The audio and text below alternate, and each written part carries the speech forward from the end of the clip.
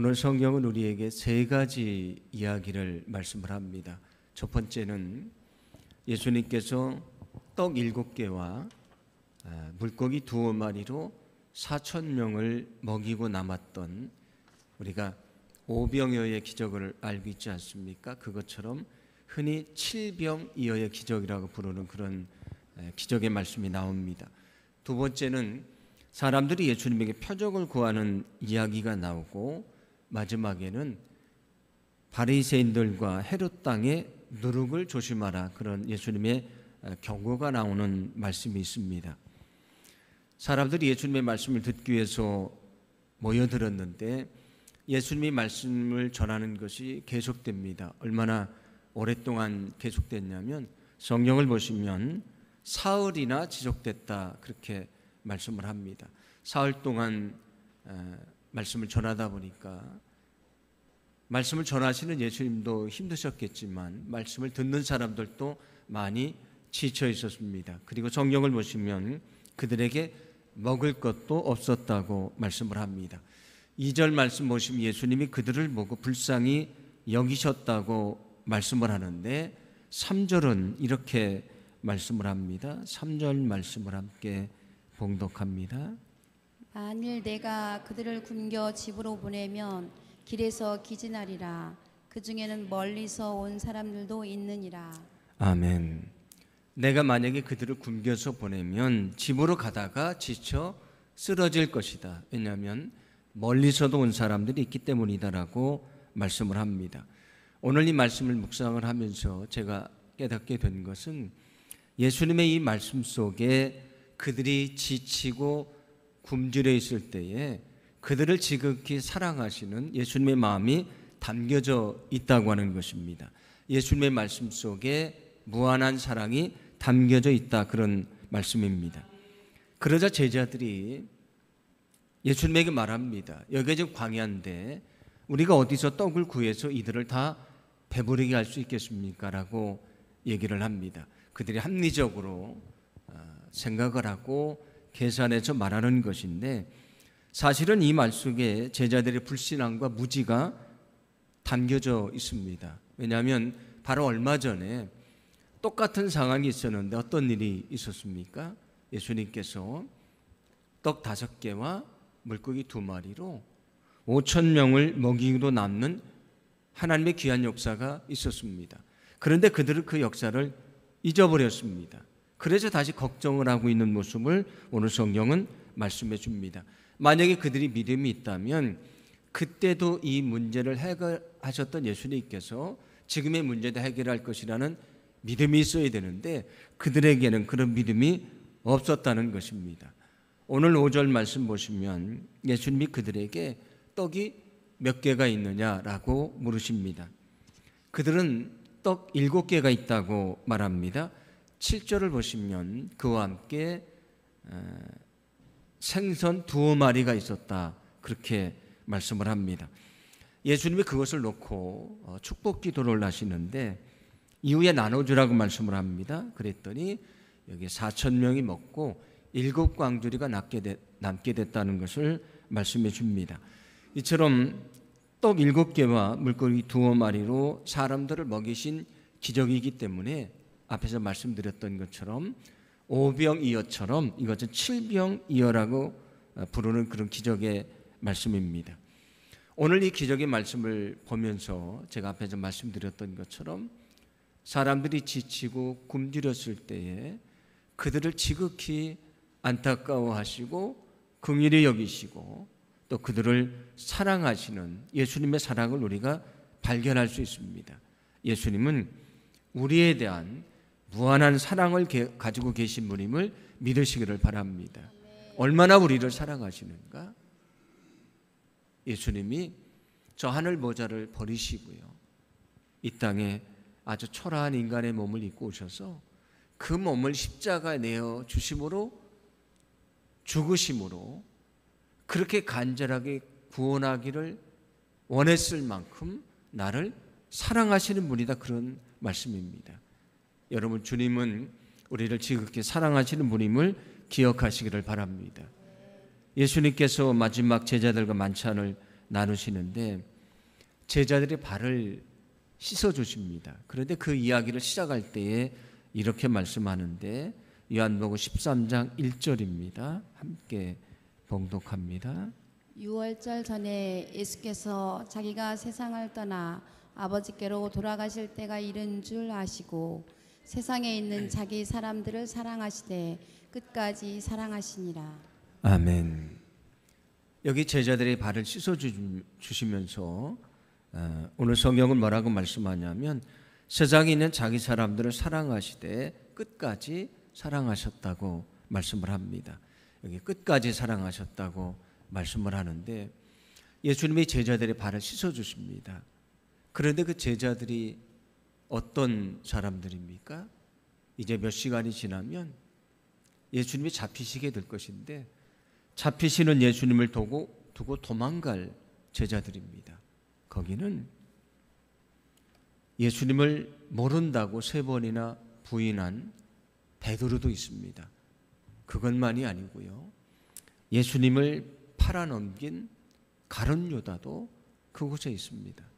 예수님을 버리고 도망갈 제자들, 예수님을 부인할 제자, 예수님을 팔아버릴 가룟 유다의 발을 씻어주십니다. 이게 예수님의 사랑이라고 말씀하면서 그 사랑이 어떤 것인가? 끝까지 사랑하는 것이다. 포기하지 않는 사랑이다.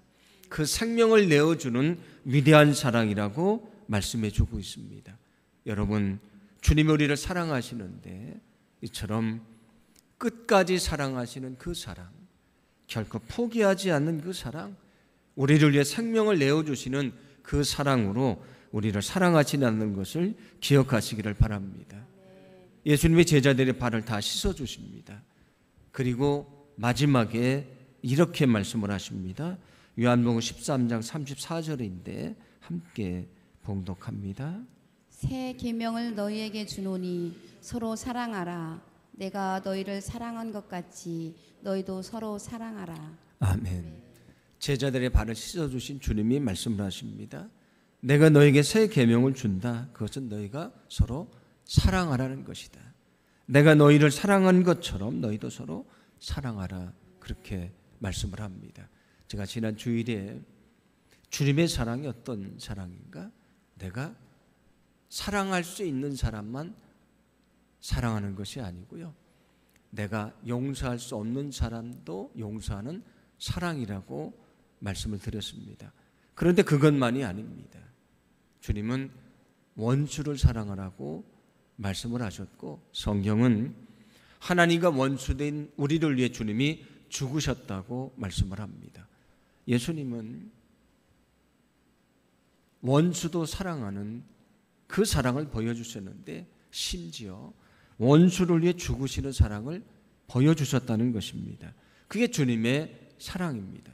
주님이 우리에게 말씀하십니다. 내가 너를 살리기 위해서, 너를 용서하기 위해서, 하나님과 원수된 너를 살리기 위해서 내가 죽었던 것처럼 너희도 그렇게 사랑해라.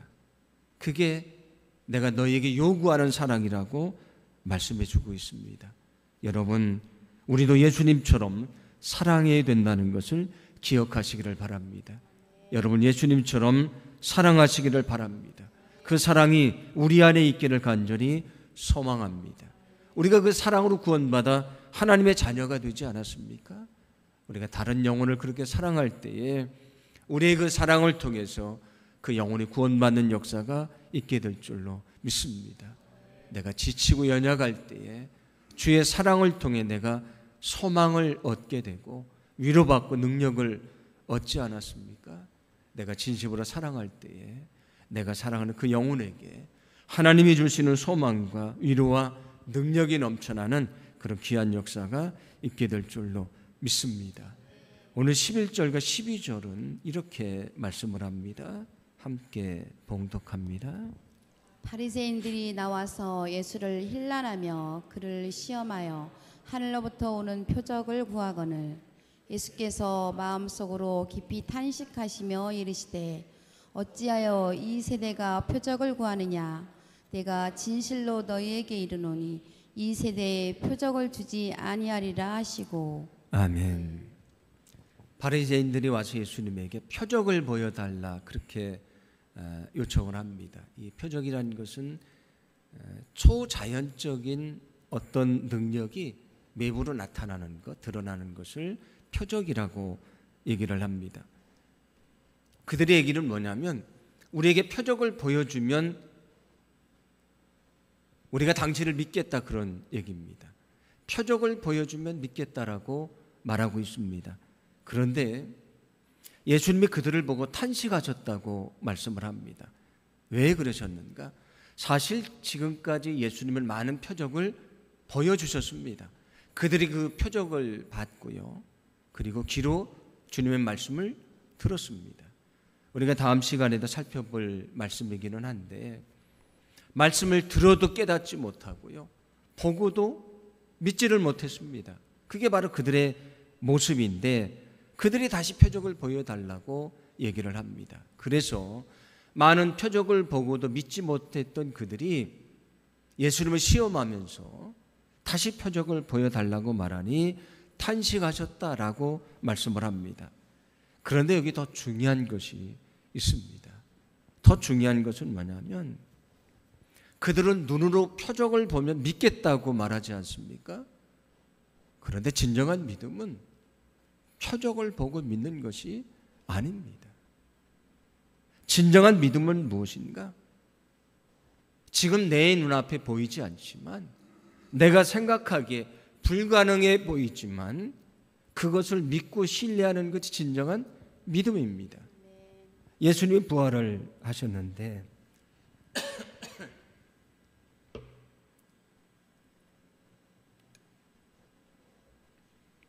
부활하신 예수님이 제자들에게 나타났습니다. 그때 도마라는 제자는 그 자리에 없었는데 예수님이 부활하셨다고 얘기를 하니까 도마가 뭐라고 얘기를 합니까? 내가 예수님의 그 손의 못자국을 내가 직접 보고 그 못자국에 예수님이 옆구리에 창을 맞지 않으십니까?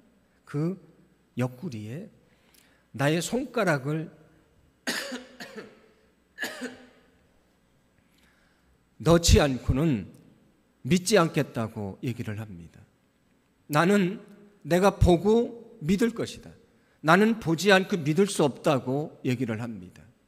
오늘 성경에 나오는 사람들 같은 얘기를 하는 것입니다. 내가 표적을 보면 믿겠다. 내가 기적을 보면 믿겠다. 나는 보이는 것이 있음을 믿겠다라고 얘기를 합니다. 그런데 주님이 다시 나타나셔서 도마에게 뭐라고 말씀합니까? 요한복음 20장 29절입니다. 함께 봉독합니다. 예수께서 이르시되 너는 나를 본고로 믿느냐? 보지 못하고 믿는 자들은 복되도다 하시니라. 아멘.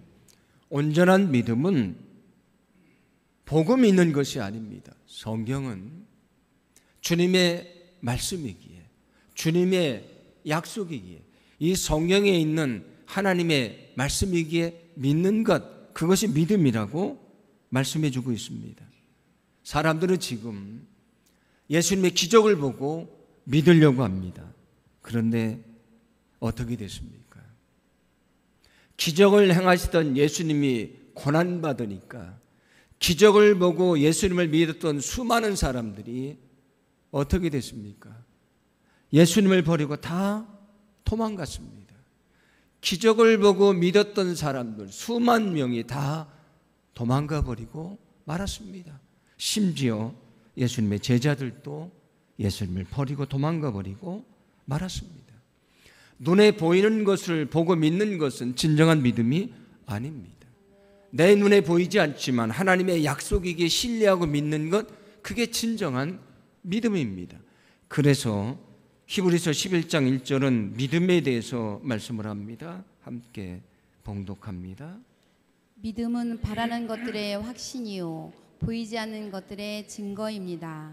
아멘. 믿음은 무엇인가? 내가 지금 바라는데 내 눈앞에 보이지 않습니다. 그런데 그것이 이루어질 것을 확신하는 것이 믿음이라고 말씀해 줍니다. 보이지 않는 것입니다. 내 눈에 보이지 않습니다. 내 손에 잡히지 않습니다. 그러나 그것을 믿는 것, 그게 믿음이라고 말씀해 줍니다. 무엇이 더 위대한 믿음인가? 보고 믿는 것이 위대한 믿음이 아니고요, 하나님의 약속의 말씀이기에 보이지 않아도 믿는 것이 더 위대한 믿음인 것을 여러분 기억하시기를 바랍니다. 그러므로 보고 믿는 믿음이 아니고요, 오늘 성경이 말씀해 주고 있는 하나님의 약속이기에 보이지 않지만 그럼에도 불구하고 믿는 더 위대한 믿음을 가지기를 간절히 소망합니다. 여러분 더 위대한 믿음을 가지시기를 간절히 소망합니다. 많은 사람들이 예수님을 믿다가 고난을 받습니다. 그러면 하나님 앞에 간절히 기도를 하는데 하나님이 당장 눈앞에 어떤 역사를 보여주지 않습니다. 그러면 어떻게 합니까? 눈앞에 보이지 않으니까 하나님의 능력을 의심을 합니다.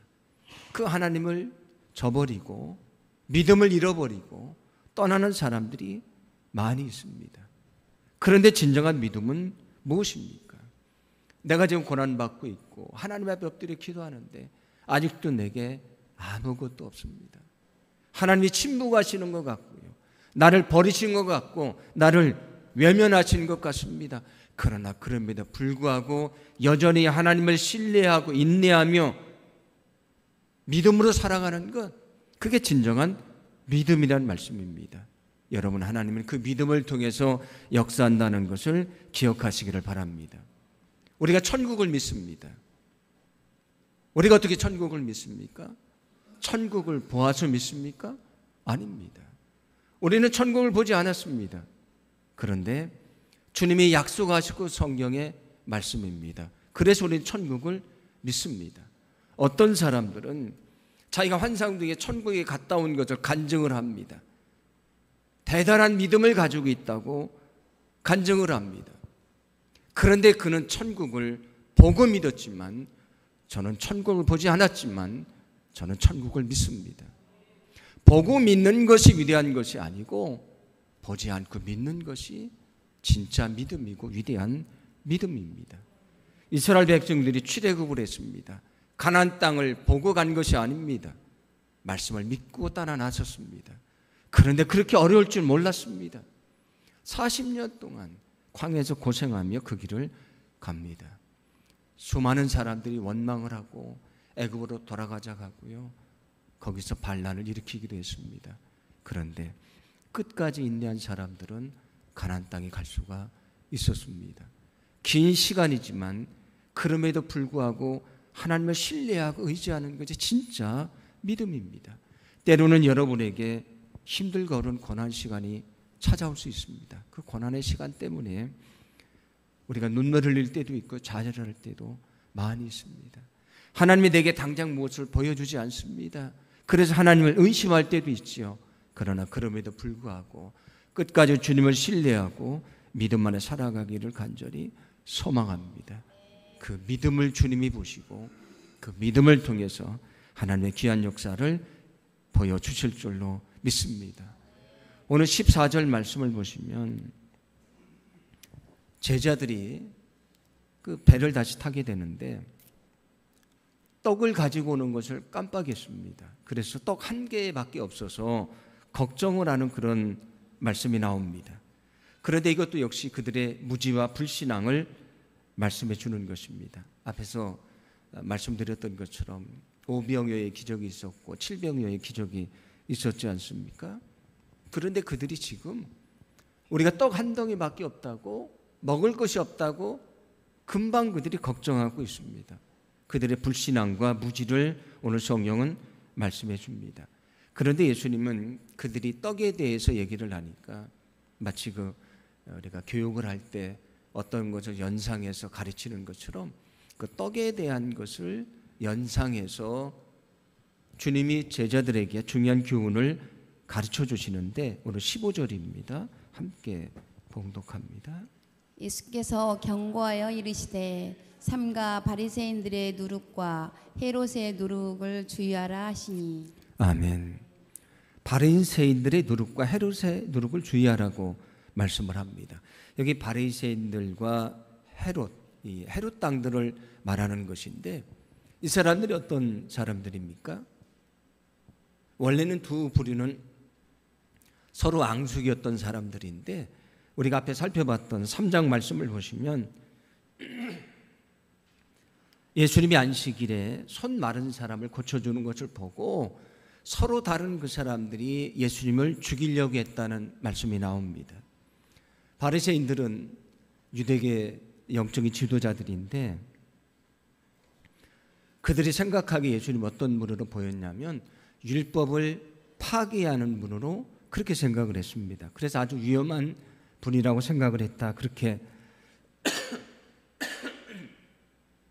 성경은 말씀을 하고요. 헤롯 당은 어떤 사람들입니까?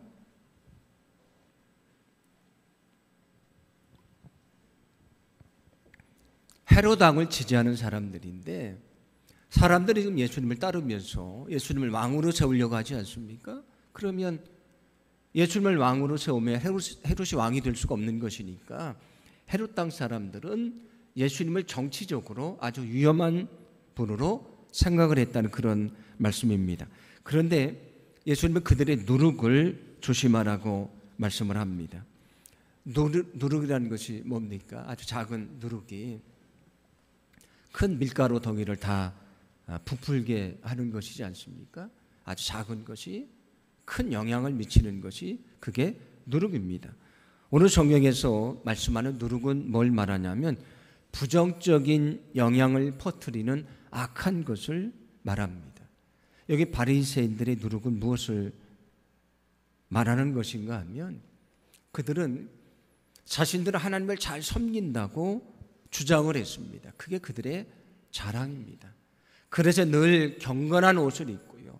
경건하게 걸어가고 경건하게 살아가는 것을 보여줍니다.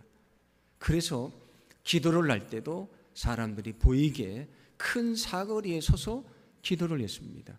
예수님이 그들의 어리석음을 책망하며 뭐라고 말씀하셨습니까? 너희는 사거리에서 기도하지 말고 골방에 들어가서 기도하라. 은밀히 보시는 주님이 갚아주실 것이라고 말씀을 하셨습니다. 겉으로 보기에는 경건하고 거룩한 모습을 가지고 있는데 그들 안에는 교만한 마음과 시기심과 질투와 악한 마음이 가득 차 있습니다. 그것을 보고 주님이 뭐라고 말씀하셨습니까? 회칠한 무덤과도 같다고 말씀을 합니다. 회를 칠해서 깨끗해 보이지만 그 안에는 썩은 시체가 있습니다. 그게 바리새인들의 모습이었다고 성경은 말씀해 줍니다. 외적으로는 거룩해 보이지만 안에는 교만과 거짓과 악의와 하나님을 거역하는 것들이 가득 차 있었다. 그런 말씀입니다.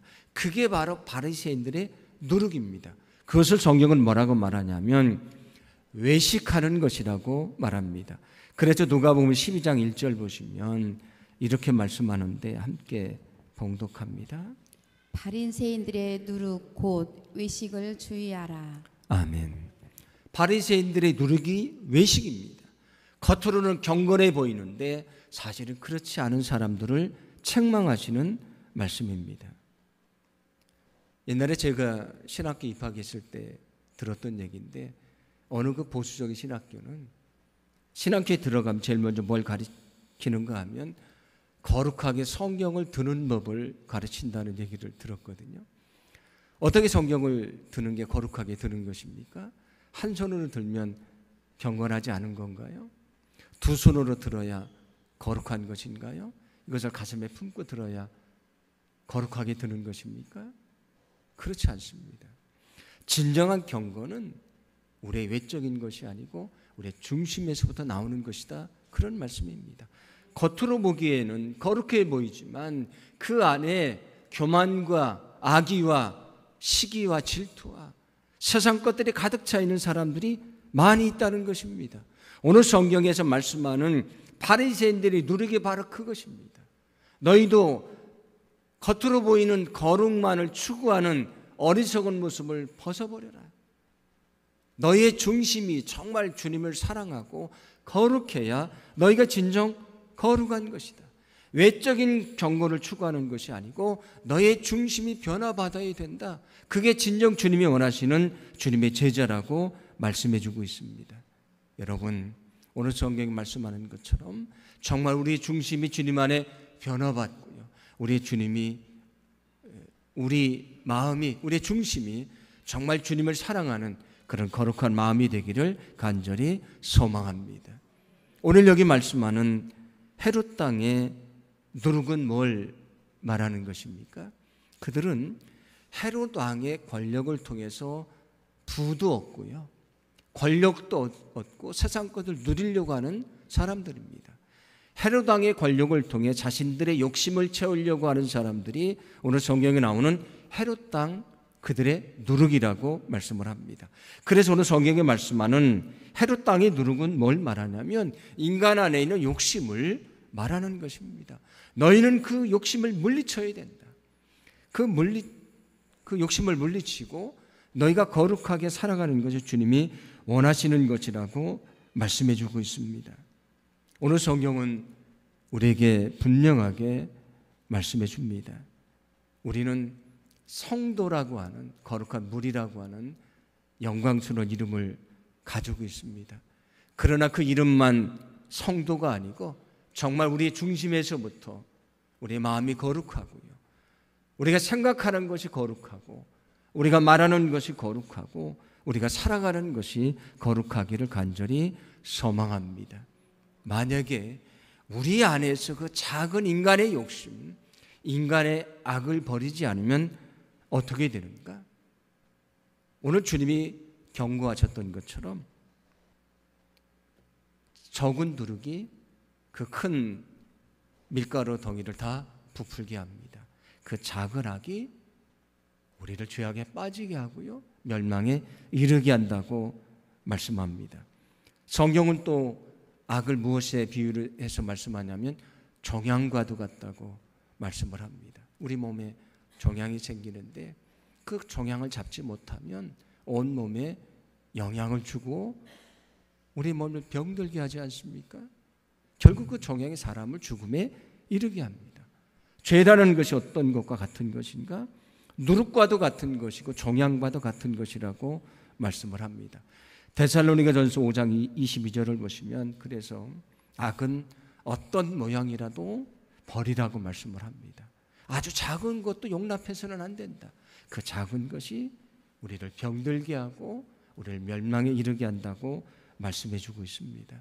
우리가 늘 마음으로부터 거룩한 마음을 가지고요, 우리가 늘 하나님의 말씀에 순종하며 믿음 안에 우리가 거룩하게 살아가기를 간절히 소망합니다. 우리가 정말 성도라는 이름만 가진 자가 아니고 정말 성도답게 살아가는 하나님의 귀한 백성들이 되기를 간절히 원합니다. 오늘 성경은 우리에게 분명하게 말씀해 줍니다. 너희는 주님의 사랑을 품어라. 그리고 그 사랑으로 사랑하라. 너희는 눈에 보이는 것만 보고 믿는 어리석은 자가 되지 말아라. 너희는 더 위대한 믿음을 가지고 살아가라. 너희는 더 거룩하게 살아가라. 이것이 오늘 말씀하시는 주님의 뜻입니다. 우리가 어떤 상황 속에 있든지 주님이 원하시는 이 거룩한 뜻을 우리가 잊어버리지 않고 늘 그 주님의 뜻에 따라서 믿음 안에 살아가기를 간절히 소망합니다.